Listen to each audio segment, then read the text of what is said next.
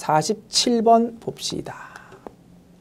9월 17일 위더 전등의 상품 200만 원을 판매하고 미리 받았던 계약금 10만 원을 제외한 190만 원을 현금으로 받았다. 상품 팔았다, 그죠?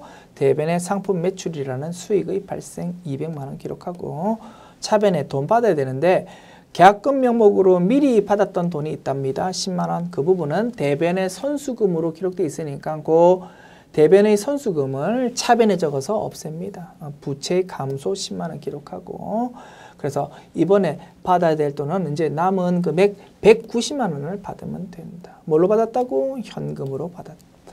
됐습니다. 자, 9월 17일 대변의 상품 매출 200만 원 적어주고요. 차변에 선수금이라는 자산의 부채의 감소, 거래처는 위더 전등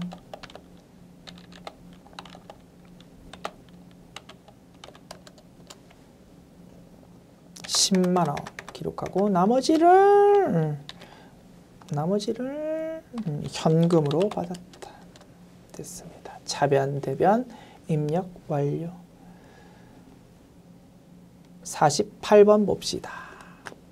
9월 18일 영업사원 급여 200만 원 중에서 원천징수세액 11만 원을 차감한 잔액을 보통예금 계좌에서 이체해서 지급했다.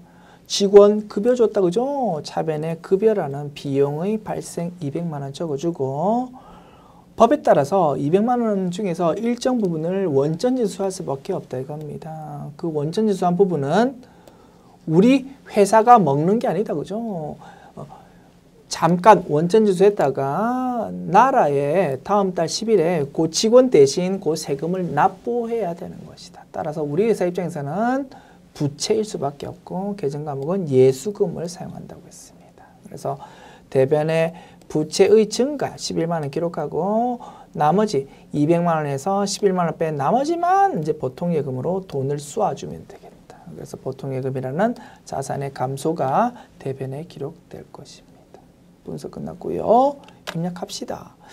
자, 9월 18일 차변에 급여라는 비용의 발생 코드번호 800번대 코드 금액 200만 원 적어줍니다.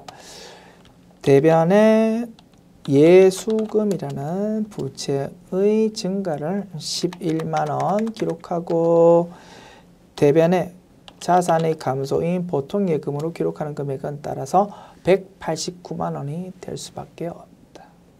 됐습니다. 49번 9월 19일 당월분 영업사원 급여를 다음과 같이 원천징수세액을 차감한 잔액으로 보통예금 계좌에서 이체해서 지급했다. 똑같은 논리의 문제다, 그죠? 다만 이번에는 직원이 한 사람이 아니고 두 사람 이렇게 자료가 제시되어 있다 이겁니다. 자, 회계 처리할 때는 뭐 직원별로 회계 처리하는 게 아니고, 그죠? 우리 계에 있는 요요 금액 중심으로 회계 처리하면 될 겁니다.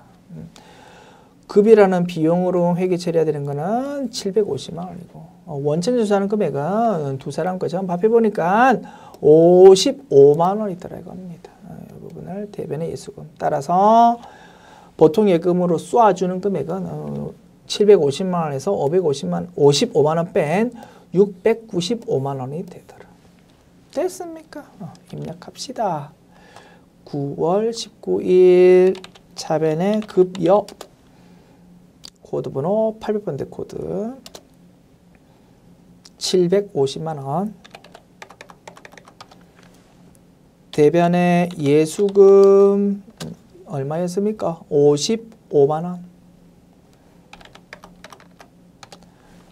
대변의 보통예금 6950000 그래서 전표 입력했을 때의 대변 보통예금 금액이 문제 자료에 제시되어 있는 차감 지급액의 계획금액 요거하고 똑같아야 될 것입니다. 차변, 대변, 입력 완료. 50번 9월 20일 전월 급여 지급 시 원천징수했던 예수금 244만 원을 현금으로 납부했다. 예수금이라는 부채로 대변에 기록되어 있던 거를 이제 현금으로 납부했다 이겁니다. 예수금으로 딱 기록했던 거를 이제 지분 대신 나라에 이제 세금 내야 되는 거다, 그죠? 그러면 대변에 현금 이렇게 기록될 거고, 차변은 대변에 기록되어 있던 예수금이 이제 감소돼야 되니까, 그지? 부채의 감소로 예수금을 차변 기록한다. 자, 9월 20일